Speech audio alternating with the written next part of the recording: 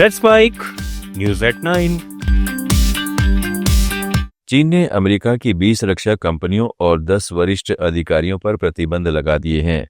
ये ट्रंप प्रशासन द्वारा ताइवान को $11.1 अरब के रिकॉर्ड हथियार बिक्री पैकेज को मंजूरी दिए जाने के प्रत्यक्ष जवाब में उठाया गया कदम है। इस पैकेज में हिमार्स रॉकेट सिस्टम, हॉवित्जर तोपें, जेवेलिन मिसाइलें और ड्रोन शामिल हैं, जिसे बीजिंग ने अपनी संप्रभुता पर गंभीर हमला और वन चाइना सिद्धांत का उल्लंघन करार दिया है।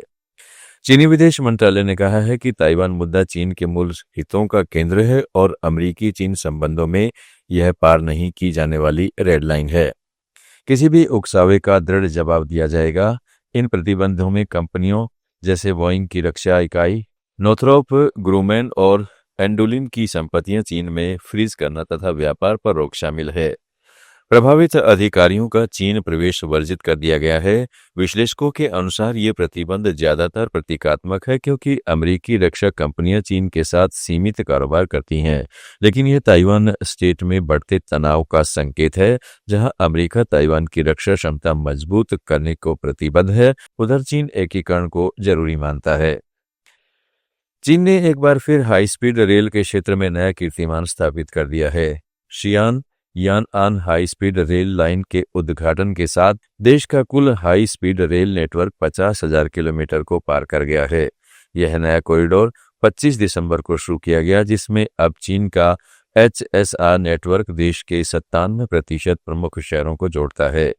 यह दुनिया का सबसे बड़ा और सबसे उन्नत हाई स्पीड रेल नेटवर्क है।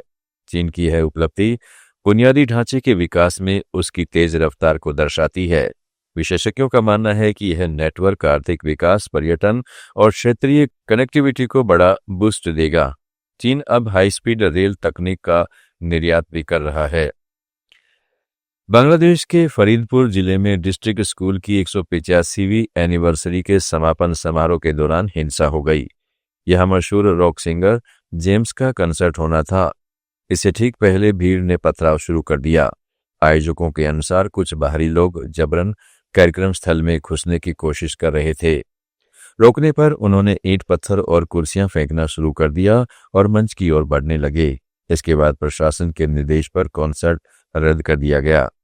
घटना में 20 लोग घायल हो गए। इसमें ज्यादातर छात्र हैं। मौके पर मौजूद छात्रों और स्वयंसेवकों ने स्थिति संभालने की कोशिश की, जिसके बाद हमलावर पीछे हटे।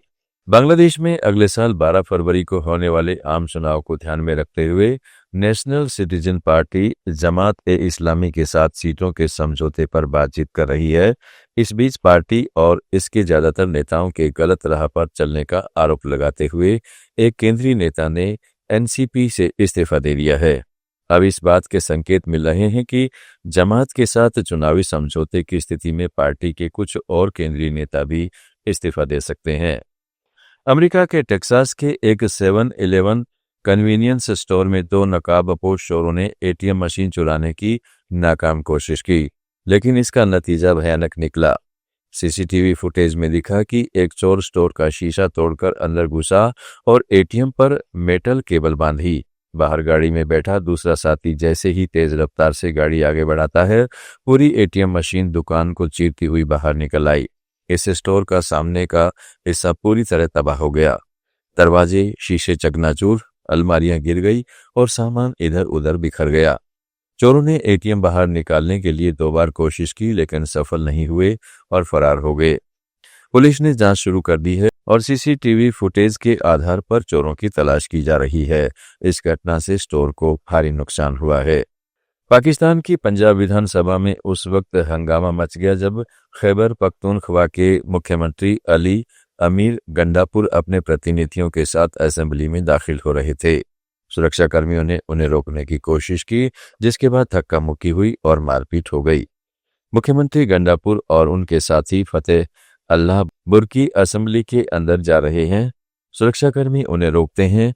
बुर्की बीच बचाव करने आते हैं, तभी सुरक्षाकर्मी उन पर हाथ उठाते हैं और धक्के मारते हैं। केपी प्रतिनिधियों के साथ भी बदसलूकी की गई। यह घटना पंजाब असेंबली सत्र के दौरान हुई। समाचारों में फिलहाल इतना ही। जुड़े रहिएगा लेट्स माइक के साथ।